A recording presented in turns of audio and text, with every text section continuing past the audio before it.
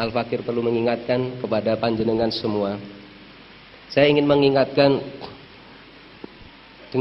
pertama dengan satu hadis, kemudian yang kedua dengan satu makalah.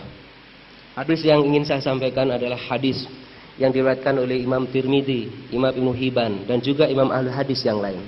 Tapi ini saya pilihkan hadis yang matannya dari Imam At-Tirmidzi. Ini wabil khusus ditujukan kepada para alim ulama sekalian.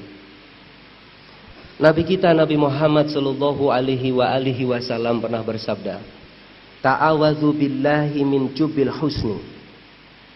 Qalu wa ma jubul husni ya Rasulullah?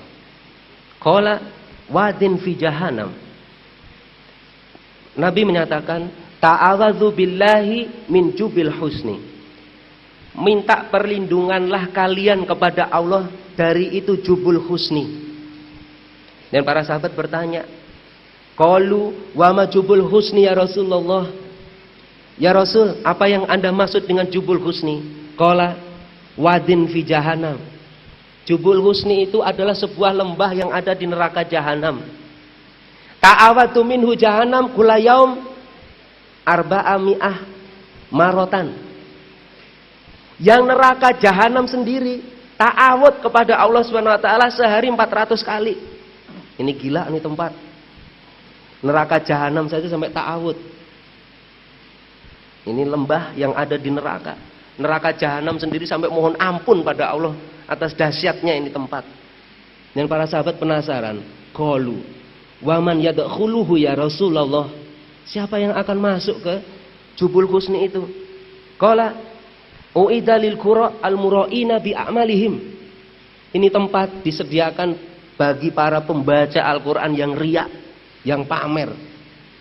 Maka hati-hati nih, para pembaca Al-Qur'an itu maksudnya ya ulama. Siapa lagi kalau yang bisa membaca Al-Qur'an selain ulama? Kemudian beliau melanjutkan, "Inna min abghadil qura ilallahi alladzina yazurunal umara." Dan para pembaca Al-Quran yang paling dibenci oleh Allah Subhanahu Wa Taala adalah para pembaca Al-Quran yang doyan, yang suka mengunjungi itu para penguasa. Kalau dia mengunjungi penguasa dinasihati, maka dia dapat mati syahid. Sayyidus syuhada khamsatun wa rajulun qama ala imamin jairin fanasahahu faqatalahu. Di hadis disebut seperti itu. Penghulu, pemimpin orang yang mati syahid itu adalah Hamzah bin Abdul Muthalib, paman beliau.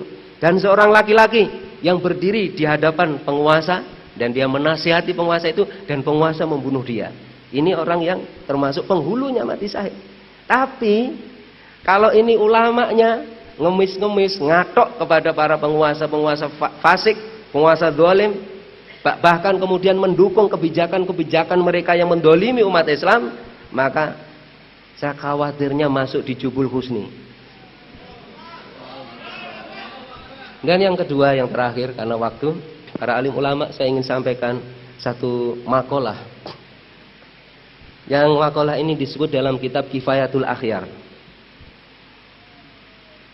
Di dalam kitab Kifayatul Akhyar, pengarang kitab itu menyatakan begini, wal yahdar kulal hadri ayastaghfiru bilisanihi wa qalbihi musirun ala baqaihi ala zulmi wa juri wa adami iqamatil hududi wa baqaihi alal ghashi li ra'iyati fayubawa bi ghadabin minallah.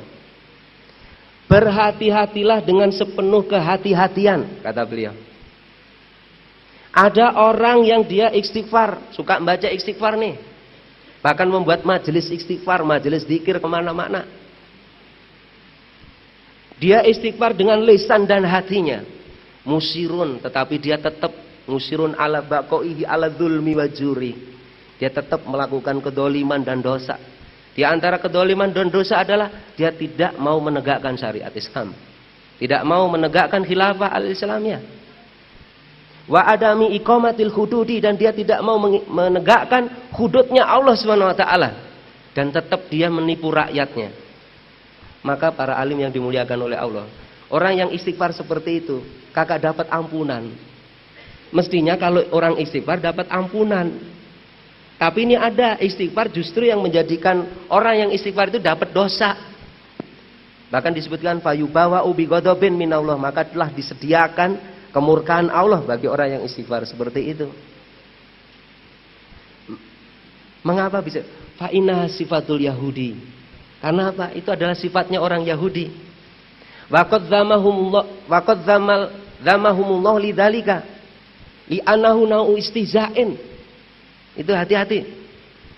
Allah Subhanahu wa taala telah mencela orang yang istighfar seperti itu. Karena apa? Istighfar seperti itu adalah bentuk mengolok-olok Allah. Astagfirullah.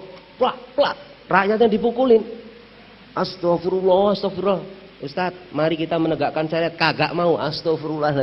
Apa enggak ngolok-ngolok itu? Jadi para alim yang ngejek. Ini ngejek Allah Subhanahu wa taala itu. Lebih-lebih ini bikin majelis zikir, majelis istighfar yang majelisnya itu kemudian diserahkan kepada penguasa. Wah, itu lebih dosa lagi. Untuk mendukung mereka. Na'udzubillahi min dzalik. Tapi kalau majelis zikirnya, majelis taklimnya sering istighfar, kemudian majelis taklimnya itu didorong untuk bersama-sama memperjuangkan tegaknya syariat dan khilafah, maka pahala melimpah yang akan didapatkan orang tersebut. Waqad sorohal ulama bi anna hadal istighfaro dzanbun, kata beliau. Para ulama sudah menegaskan bahwasanya istighfar seperti itu adalah dosa, para alim ulama yang dimuliakan. Akhirul kalam, Al-Fakir memohon maaf barangkali ada kata-kata saya yang kurang ajar atau mungkin kurang berkenan di hati para alim ulama sekalian. Tapi ini perlu saya sampaikan kepada panjenengan semua supaya hukum-hukum Allah Subhanahu wa taala ini segera tegak di muka bumi. Billahi taufiq wal hidayah wa ridha wal inayah. Wassalamualaikum warahmatullahi wabarakatuh.